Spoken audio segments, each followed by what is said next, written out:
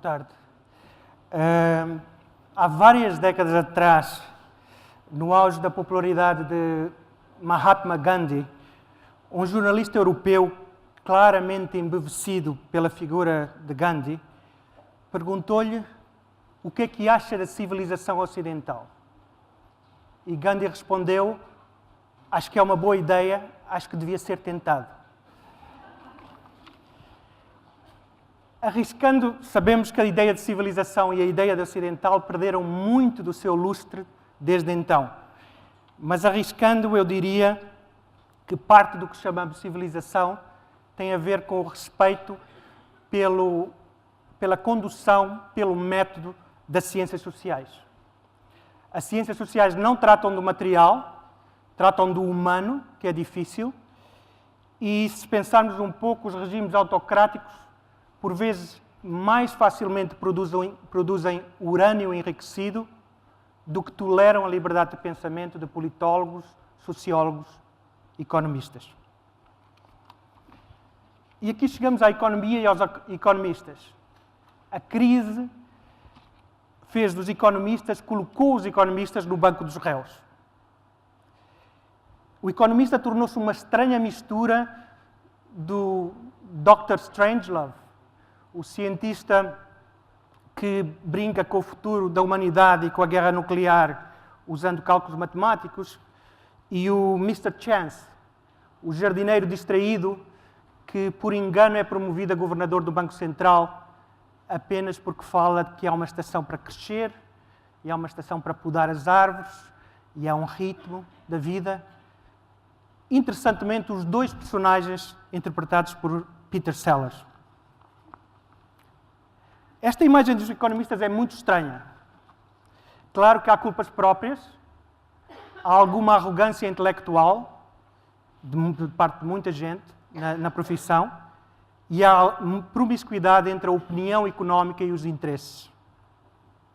Mas olhemos dois pais fundadores da economia. Adam Smith, que quase asceta, falou sobre os sentimentos morais e preocupou-se com a natureza e as causas da riqueza das nações, porque estava genuinamente preocupado com as pessoas dessas nações. E Alfred Marshall, um dos grandes metodologistas da economia, que tinha na secretária a imagem de um pobre anónimo para se lembrar qual era o fim da economia. Isto para dizer que o economista que hoje se vai dirigir a nós no encerramento deste grande encontro junta duas qualidades muito importantes nos cientistas sociais, que é método e empatia. Dani Rodrik trabalhou em questões como globalização, prosperidade e desigualdade, integração económica e coesão social, a relação entre democracia, crises e crescimento económico, e é ativo no debate sobre a democratização na Turquia, que é o seu país natal, país de origem. É dos poucos economistas, talvez apenas se contem pelos dedos de uma mão, que é ouvido e lido pelos economistas ortodoxos, muito ortodoxos, e é também ouvido e lido pelos ativistas anti-globalização, que querem compreender, pelo menos aqueles que querem compreender um pouco mais do que se passa.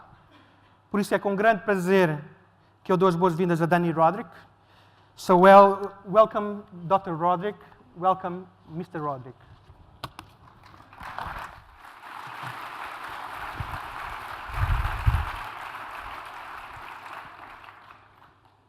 Thank you very much, José, for the introduction. I'm delighted to be here. I want to say particularly thanks to the Manuel dos Santos Foundation for the invitation to be here. José started us off by talking about the role of economists and the role of economists perhaps in this crisis as well. And I can't help but think about one of my favorite stories about economists, one that I heard from E.F. Schumacher once of the small is beautiful fame. And the story goes something like this. An economist, a physician, and architect are traveling together on a train. It's a very long train ride. And they get to talk about which one of their profession is the more honorable one, it's the oldest profession.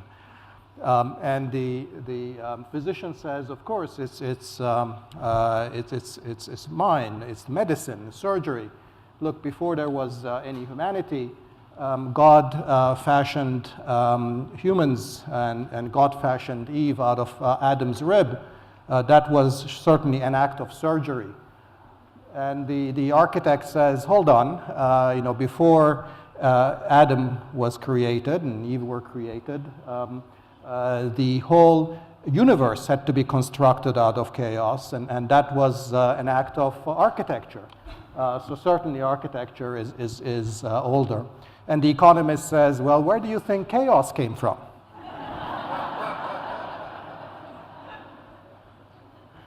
Well, this might have been just a flight of fancy 5 years ago, but I'm afraid it's become perhaps more and more relevant to our situation.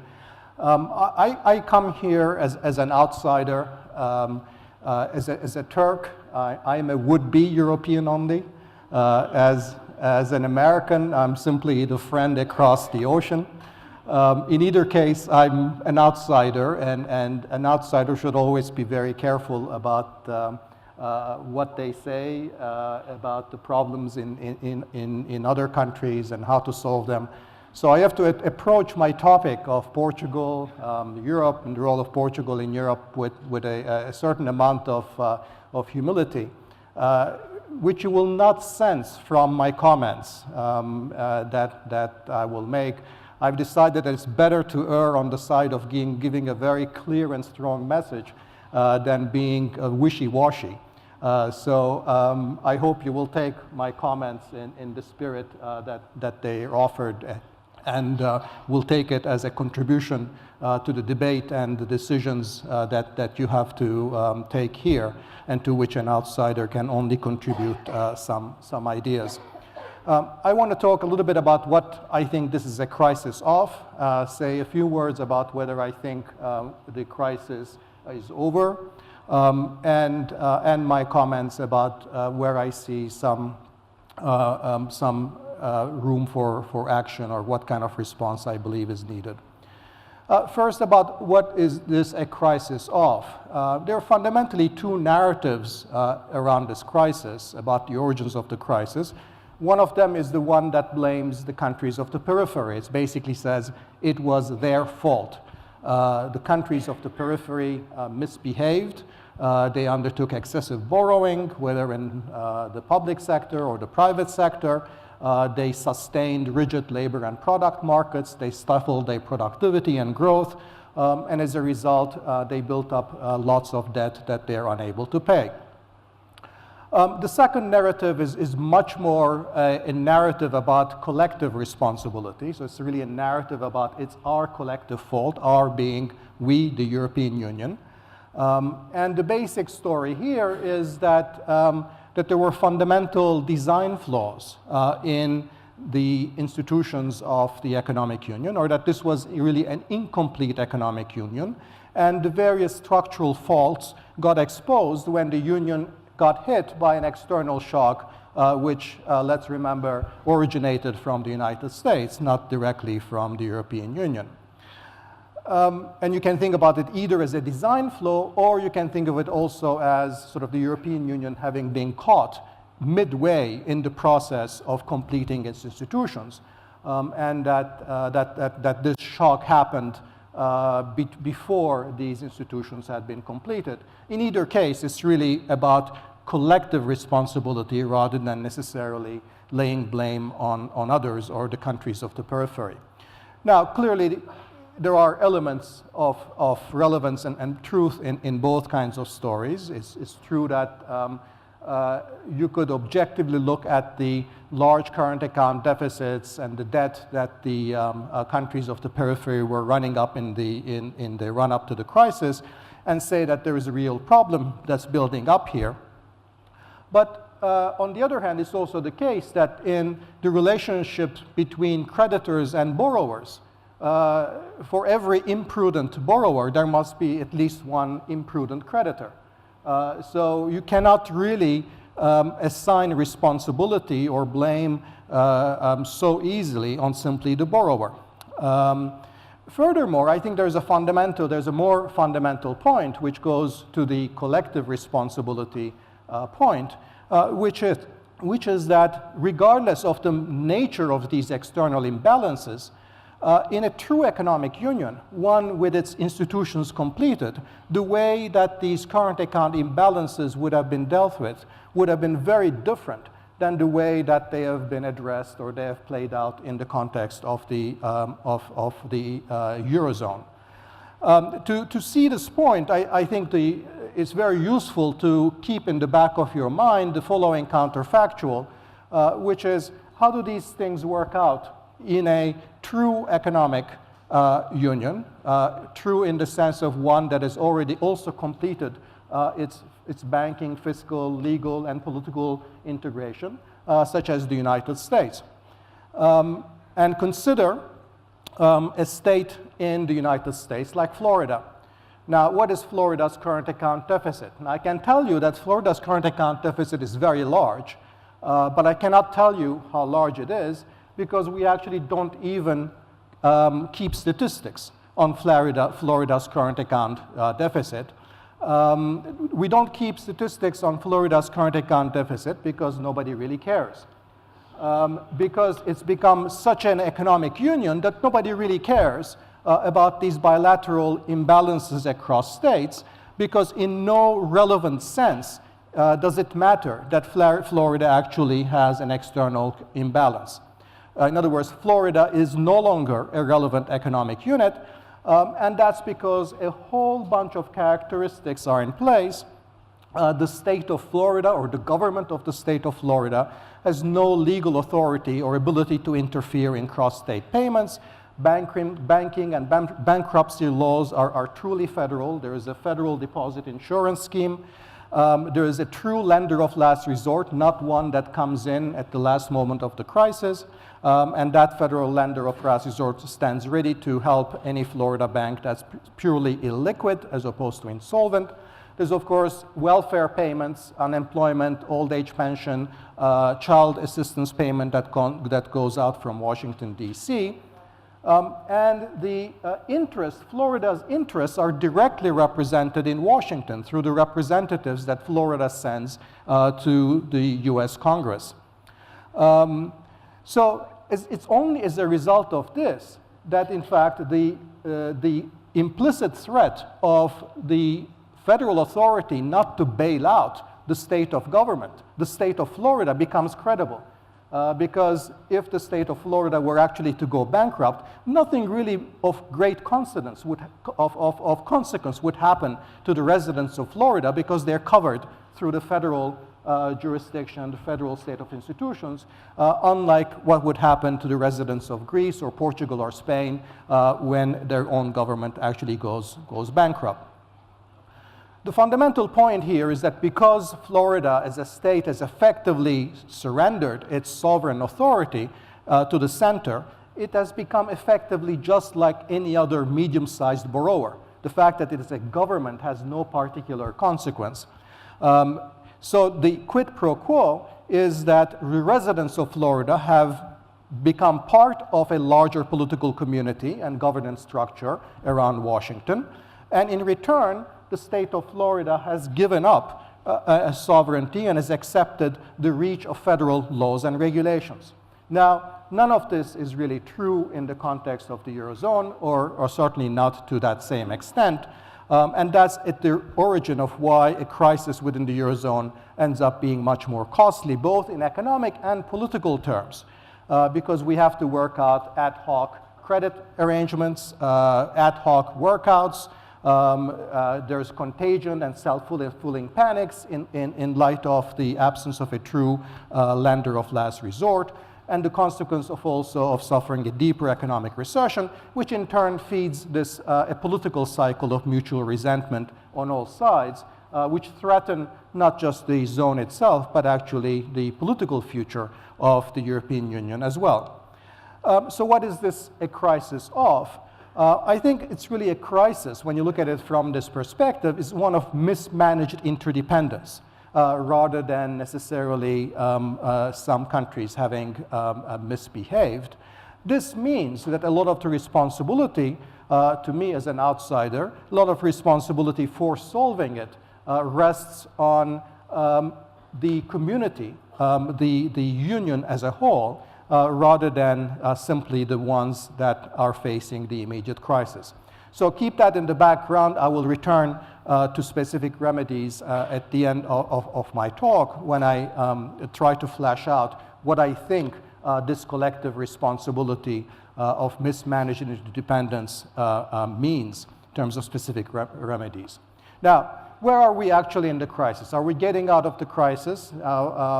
Sort of everybody knows that since last summer and the Mario Draghi having stepped into financial markets, that there has been good news in financial markets. There's been a certain amount of stabilization. And also relatively good news recently on the real economic front as well, with 1 quarter of positive growth in the second quarter of this year. How optimistic should that make us feel?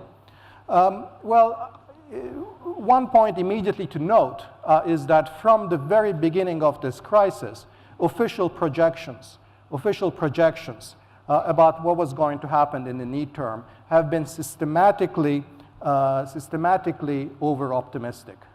So you can sort of see this if you look at each one of these columns are a prediction made for those 2 years, 2002, 2003, at successive dates in IMF reports. You can see how sort of these very expectations of high growth have sharply come down as reality has sunk in. So you can see how large the difference between actual projections and the turnout has been. This has been systematically the case, not just for the zone as a whole, but for individual countries as well. You know, funnily, this doesn't seem to have affected the nature of projections going forward, so that the projections for the year 2014, 2015, 2016, you look at, they're always sort of clustering around the same. So no matter what's happening today, we still think that there's light at the end of the tunnel at exactly the same time, namely sometime around mid-2004 or later. It's also worth noting that even if we take the present assumptions as realistic, and if you look at what the IMF projects for Portugal's economic growth, and this was a bit of a shock to me when I look at it, because you have to translate their projections of growth in terms of what it means for the level of GDP. What you look at is that what the IMF projects is that their latest projection is for 2018 for Portugal, and even by 2018, that is 5 years from now, Portugal will still not have caught up with its peak level of GDP in 2007. Yeah? So that's the kind of crisis and prolonged crisis that we're looking at, even under the current official projections, which I've said have been fairly optimistic. Now, why if you want to understand whether the crisis is over or not, you have to ask fundamentally the question of whether what prevents the crisis from being resolved have been addressed or not. And there are two issues that the countries of the periphery are really stuck with. One is high debt, or a debt hangover, and the second is low competitiveness. Those are economically rather different problems. The debt problem is, in economists' parlance, a stock problem. So we talk about high, unsustainably high, and in fact, to this day, rising levels of debt relative to GDP. This is a problem both for banks and for sovereigns. Competitiveness is really a flow problem, again, in economists' parlance. A competitiveness produces low growth and a very lousy trade-off, very bad trade-off between internal and external balance. That is, a country is confined to having either high unemployment or high external deficits, but cannot have both. And of course, before the crisis, Portugal had the high external deficits. After the crisis, it's having the high unemployment. Low competitiveness means that you cannot have both of these things simultaneously.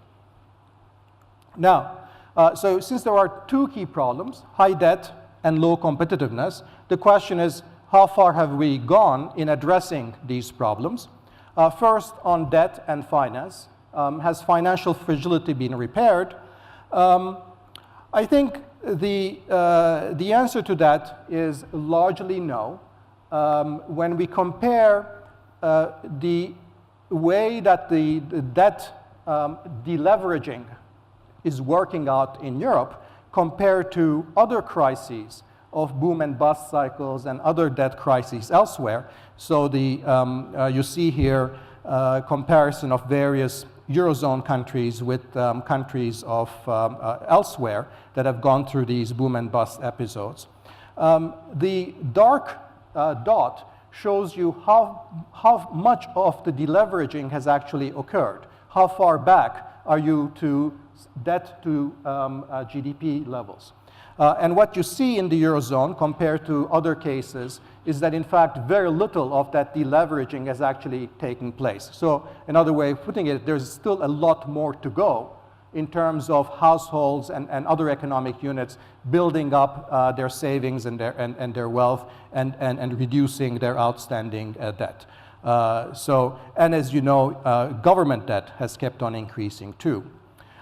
We also know, of course, that bank credit default swap spreads have remained fairly apart for core countries versus periphery countries. So there is still significant risk premium attached to lending to the periphery countries like Portugal. And of course, loans to SMEs, small and medium scale enterprises, are still very, very hard to come by. So the short answer, sort of surveying the landscape of financial indicators on financial fragility, is that really the fundamental financial fragility has not been overcome. Debt overhang continues by and large, and financial markets do remain segmented. What about competitiveness? Has competitiveness been restored? Now, if you look at sort of a key indicator of competitiveness, unit labor costs, it looks like there has been some gain. But not only is this improvement in unit labor cost relatively small compared to actually the scale of adjustment that is required, even more worrying, the nature of this improvement in labor cost is highly unsustainable. It's a very bad kind of improvement in labor, unit labor costs. What do I mean by that? One thing I mean is that much of this increase in unit labor cost, or inversely improvement in labor productivity, has come because firms have shed labor. So because unemployment has increased faster than output has fallen, statistically we have the illusion that the economy is becoming more productive, but that's because a lot of people have simply lost their jobs. So in that sense, it's not a good kind of productivity improvement. It's certainly not a sustainable kind of improvement. The second element that's actually quite worrying, and this stands out quite strongly in the case of Portugal, it appears, is that much of the improvement in labor costs has taken place in the public sector rather than the private sector. But it's the private sector that actually produces goods and services for the world, and that can generate the adjustment in the external balance. So precisely in that part of the economy, the private sector, where you want to see the improvement in productivity, that is really not happening. And the same is true largely about wages too, that much of the adjustment in wages has really been taking place in the public sector, not in the private sector. And it's also the case that, that labor compensation, in fact, in some of the key tradable parts of the economy, such as manufacturing and agriculture, have increased in Portugal. And where the real wage restraint has happened, down at the very bottom there is public administration. So again, the changes in wages, the changes in costs is not happening in the part of the economy where you want it to happen. So has competitiveness been restored? Again, here, the question is largely no. I think it's notable that the IMF recently has written that countries in the periphery have made up so far only about a quarter of the loss of competitiveness since 2000. So when you think about the amount of unemployment it has taken to generate 1/4 improvement in relative prices, and one shudders to think, if you simply extrapolate in some linear fashion, what it would imply for unemployment to get the rest of the improvement in competitiveness under the current strategy.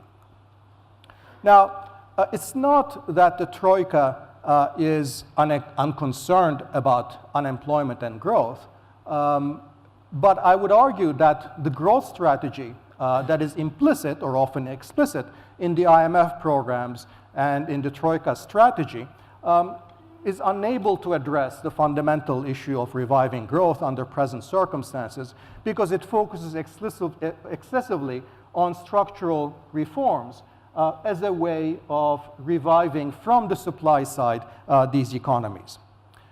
In theory, supply-side reforms can boost productivity, output, and employment. And of course, the kind of structural reforms we're talking about are things you have that you know, such as improving labor market flexibility, making it easier for labor to be laid off, deregulating professions, privatization, and so on. So there's all these kinds of reforms that are supposed to work on the supply side of the economy, increase productivity, output, and employment. Now, when you think how these structural reforms are supposed to do their job, there are really two key channels through which this happens. One is that productivity, the sectors in the economy that are low productivity are supposed to shed their labor because they need to get smaller because they're low productivity to begin with, while higher productivity activities in the economy should expand their employment and output.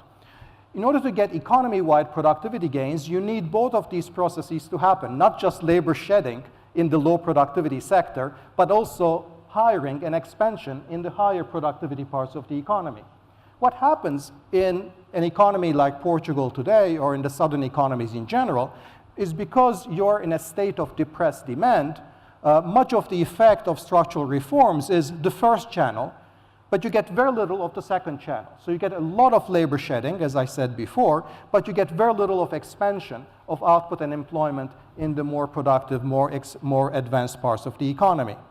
One way to think about it is basically when entrepreneurs and investors are having difficulty selling their goods and services on world markets to begin with, just simply making it easier for them to fire workers isn't going to make it more likely that they're in fact now going to start investment and hiring laborers, because the constraint is on the demand side, not on the supply side. And even the IMF now is increasingly recognizing this. For example, in its latest report for Portugal, it says that these various macroeconomic tensions, aggregate demand problems, and so forth, have to recede for structural reforms to yield the hoped-for result. Well, this is not rocket science. In fact, you could have predicted this very easily from the very beginning.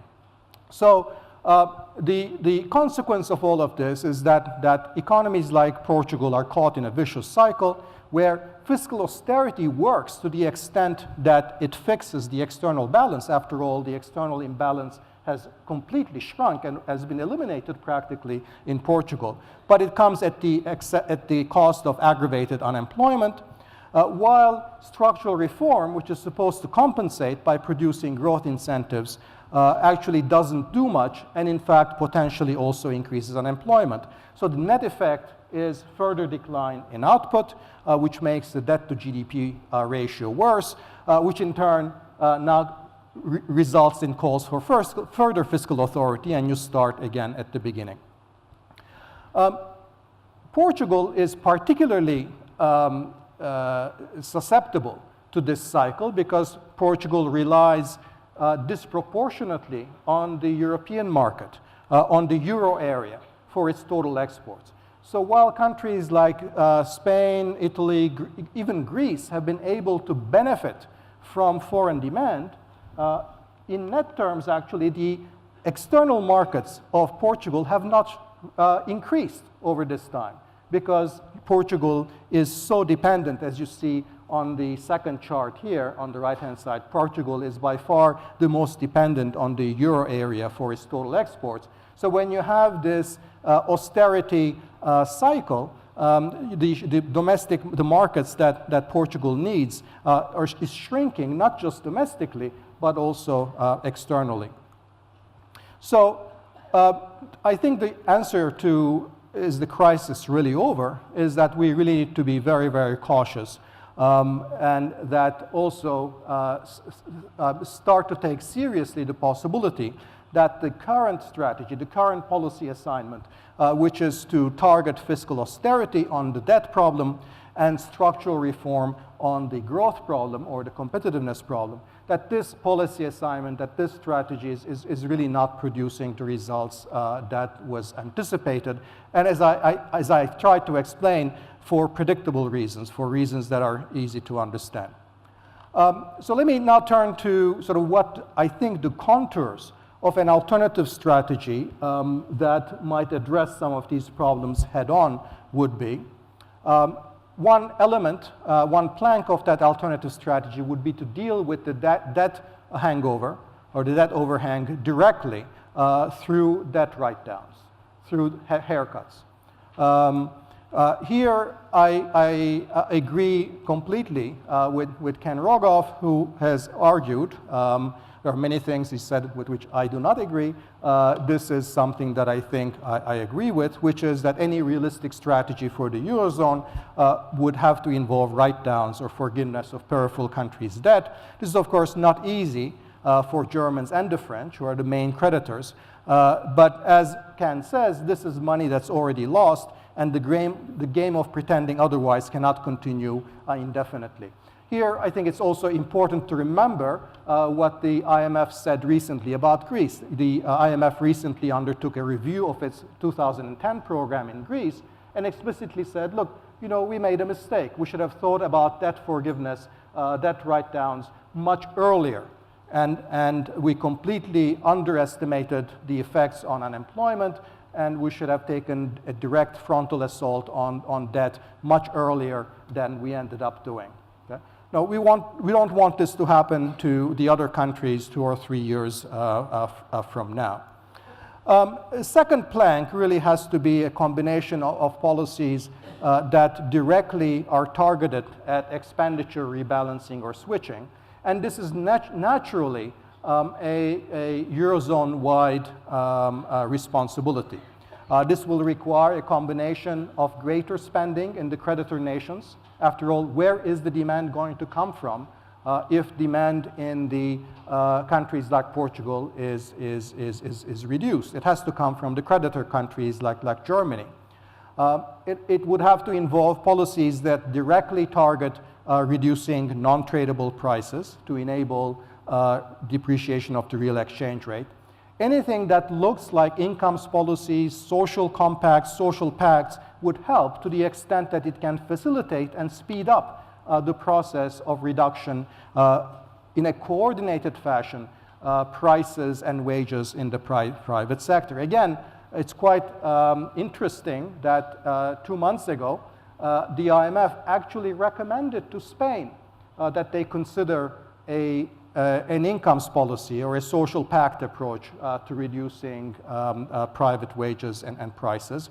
Of course, the trouble here is that after you spend so much political capital pursuing structural reforms, it becomes very difficult to change tack and now pursue incomes policies or social pact when you have very little political capital left as a government. And finally here, I think it would be important to raise the inflation target of the European Central Bank to allow room for higher inflation in the core countries such that the lower inflation in the periphery countries can translate into relative price changes and real improvements in the peripheral countries' real exchange rates. Now, of course, all of this is going to be politically extremely hard. It will require a different narrative about the nature of the crisis, particularly in Germany's understanding of the crisis. And this goes back to what I was saying earlier, about the nature of the narrative and its importance. I think it's important for the German political establishment to approach this as a problem of interdependence in an economic and nascent political union, not as a morality play. That this is not really about thrifty Germans versus lazy Greeks. This is really about all of us having collectively mismanaged the business of constructing a true economic union. Not many of us would necessarily be very optimistic that a change like this is forthcoming. And there would be good reason for that lack of optimism. I will simply point to two things. One is that any further economic decline in the South, and certainly any social and political consequences of that, would be bad news not just for countries of the periphery, but it would be bad news for Germany too. And this is now increasingly being recognized, I believe, around Merkel's circle. And the second point here made by Timothy Garton Ash, which is that once the German election is behind us, there may in fact be an opening. So if governments don't have a window of opportunity to actually try something new after an election, after having won an election, I don't know when in fact they ever would. I will just mention in passing that I think France plays a critical political role in this as a possible intermediary and facilitator of a different kind of a bargain. I think so far France has tried not to associate itself too much with the indebted countries of the periphery. But if France were to ally itself much more closely with that, I think the political consequences and in terms of the relative isolation of Germany might also produce some needed movement. Ultimately, I think the Eurozone is a very peculiar and striking illustration of what I've called the political trilemma of the world economy. The political trilemma says that if you want to be master of your own fate, if you want to make your own decisions, if you want to make those decisions democratically, and if you also want to be part of an economic union, you cannot have all those three things simultaneously. You have to give up one of those three.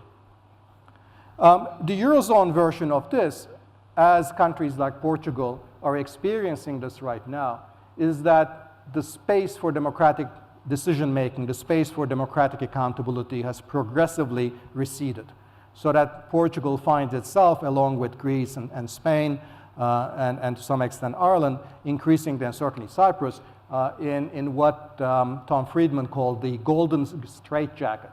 Now, he thought that was a good thing, because you couldn't mess up with your economy and you would get all this benefit of capital flows. But of course, it has another side to it too. It would be far preferable, of course, and I think this, in at least some people's conception of where the European Union was headed, if in fact we went the full road to completing the missing institutions of the European Union. That is, we complemented the single economic market with the institutions that are needed, not just banking union, but also fiscal union and the creation of a political community across the union, or at least parts of the union that's willing to go that way. So I think ultimately the German argument has a certain validity that a workable economic union requires reduction in structural heterogeneity, that is in institutional arrangements such as labor market arrangements across countries. So that a workable economic union does imply, therefore, restrictions on national sovereignty and diversity, how different different countries can actually be. So this version of the German argument, I believe, is right, and it's right for the long run, that if countries want to inhabit the same house, they need to look more like each other. Now, of course, there's a whole open question as to who they should look more like. And of course, Germany wants everybody to look like Germany. But in an accountable democratic union, that would be up for deliberation, and it wouldn't be simply be imposed by the strongest creditor nation. But in the short run, as I've argued, the Eurozone faces a problem that is much more Keynesian in nature, from the nature that arises from the nature of a debt overhang, from inadequate demand. And I think too much focus on these structural problems of institutional arrangements within individual countries at the expense of the Keynesian demand management tools and remedies that are needed in the short run will make the long run potentially unachievable and therefore effectively irrelevant. That's, of course, the sense in which Keynes uttered those famous words in which he said, in the long run, we're all dead. That is, if we don't get the short run right, we're never going to get to where we want to get to. I believe that democracy requires that the extent of the market be matched by the reach of political institutions. And that's required so that markets are provided with the regulation they need, with the accountability they need, and with the legitimacy they need.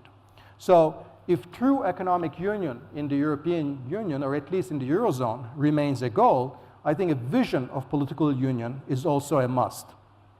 But if a political union is viewed as infeasible or undesirable, then I also believe that economic union will not work, or at least a full economic union that includes single currency, single central bank will not work, and then countries must begin to think of a strategic retreat from it. Unfortunately, I think that is exactly the hard, difficult, and unpleasant choice that the countries of the European Union right now face.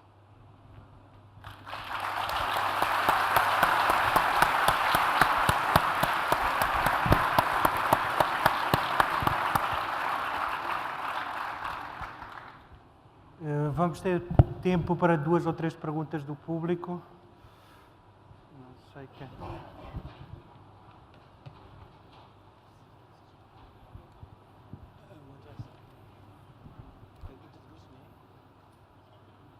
Okay, I'm not a macroeconomist.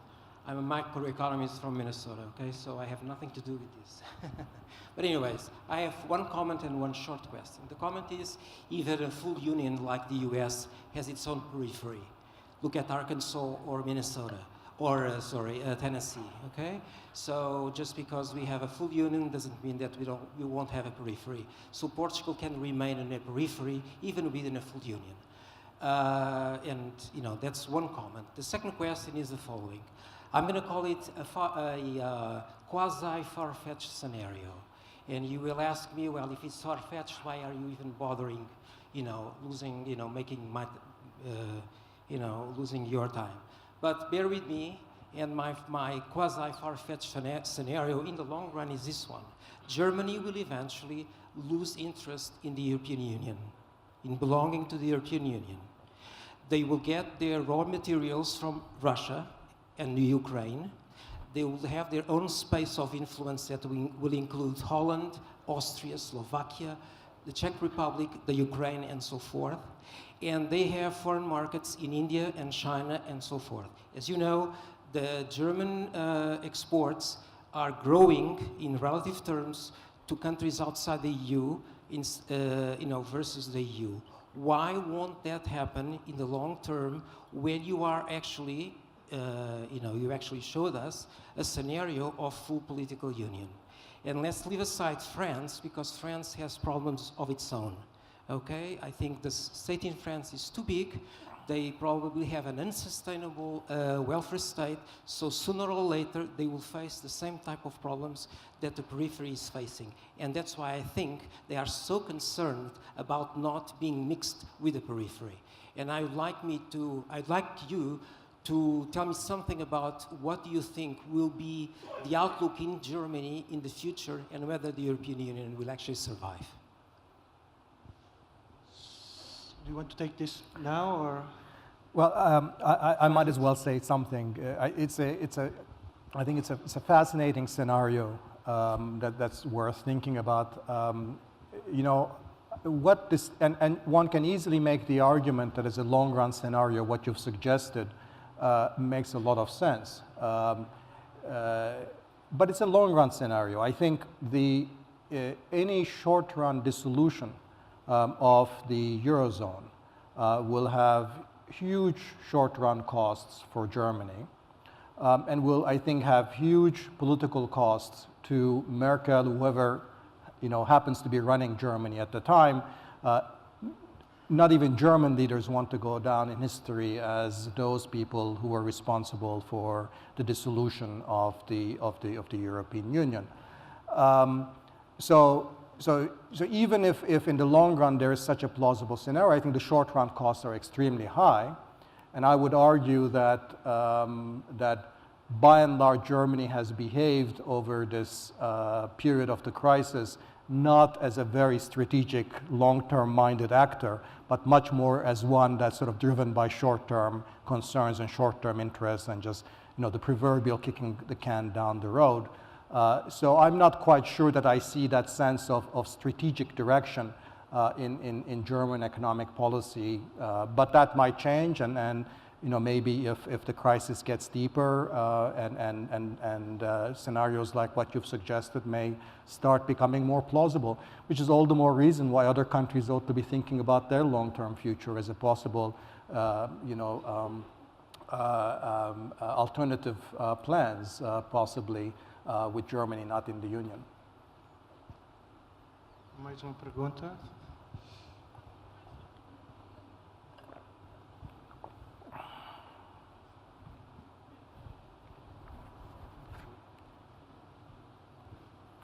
Everybody wants to go to dinner.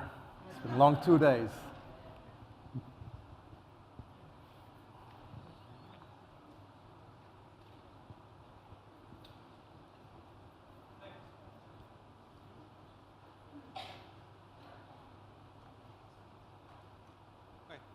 Thank you for the illuminating talk. I have a simple question. You put there a trilemma, right? The final trilemma you put there. But the costs and benefits of each option are not the same. Can you give a hint about what are the benefits and costs of each of the options? If you choose two of them, what is the cost of it and the benefit? That's a great question, and I would love to have a discussion with a lot of people sort of pitching in on precisely on that, because I think the various costs and benefits cannot be expressed in similar metrics, and I think different segments of society will have different evaluations of the distributive consequences. I think the role of an economist is to lay out the trade-offs, the options. I think I'm trying to suggest that one of the worst places you could be as an economy is be stuck somewhere in between, somewhere in the middle of that trilemma, because that's where all the tensions are. So I think from the perspective of the Eurozone, what I'm suggesting is that there ought to be a very clear articulation of whether countries are moving towards some kind of fiscal and political union. And if that articulation cannot be made, I think it follows that there has to be some backup plan as to how some of the more constraining aspects of the economic union, in particular the single currency, will have to be relaxed so that countries have some flexibility in the way that they deal with their macroeconomic problems.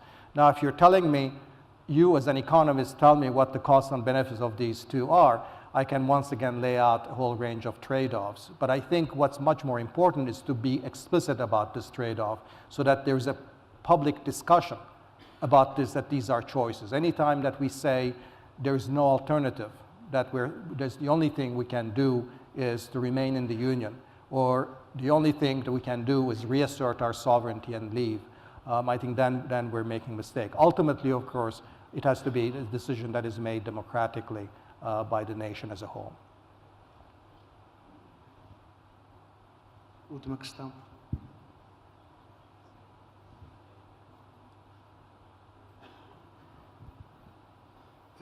Boa tarde. Gostaria de colocar a questão do tempo que nos resta. Ou seja, se acreditarmos que a alteração da política monetária norte-americana tem consequências em termos globais, em termos de alteração das taxas de juros e com as consequências que daí podem decorrer, qual é, na sua perspectiva, o tempo que nos pode restar para fazer as opções.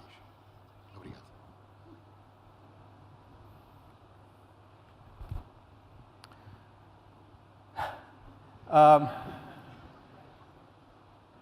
I mean, there are always choices that can be made at any point in time. I think I've argued that valuable time has been lost. I think regardless of US policies, Europe today has the same options that it did 3-4 years ago. Hopefully, it will have learned from some of those mistakes.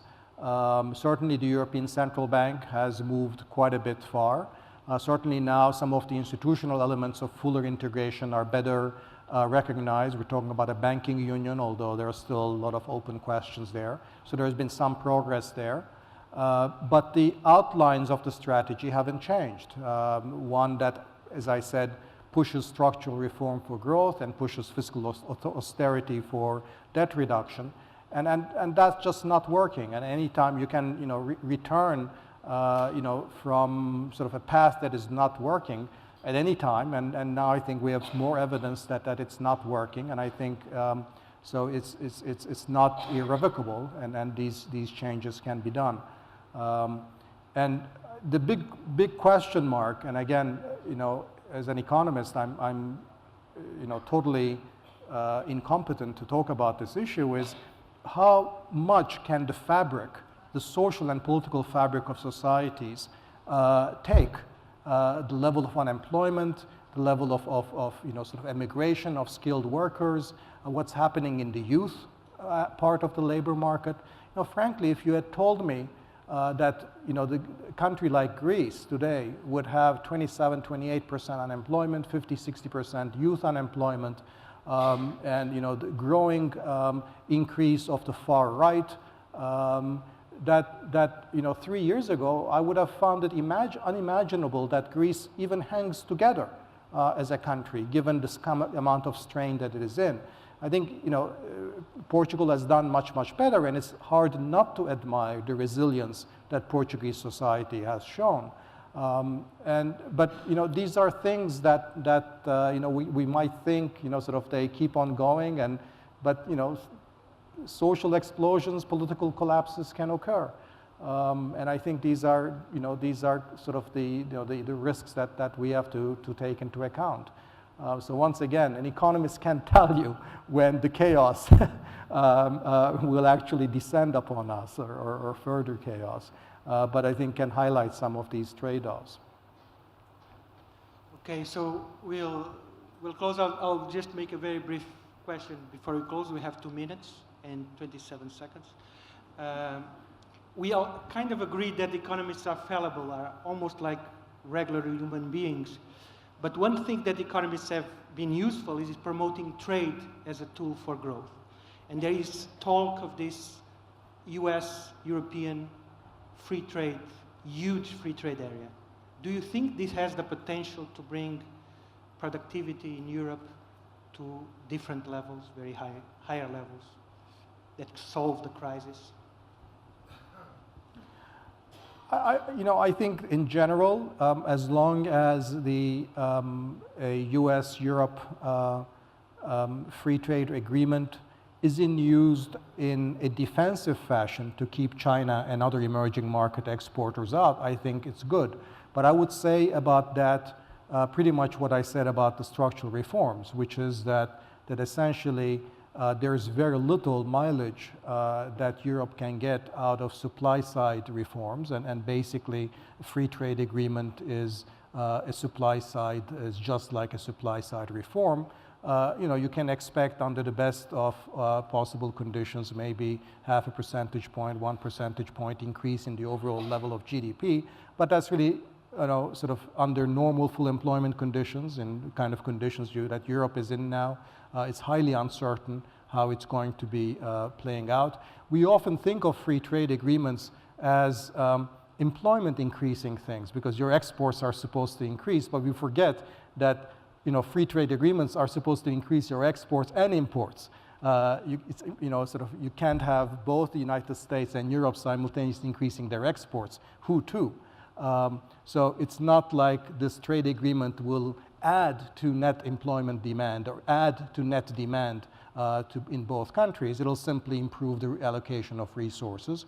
And that's in this current context is not a powerful element as what's really needed, given the large open rectangles of unemployment. Okay, thank you very much. Muito obrigado. Boa tarde e obrigado, Dani Rodrik.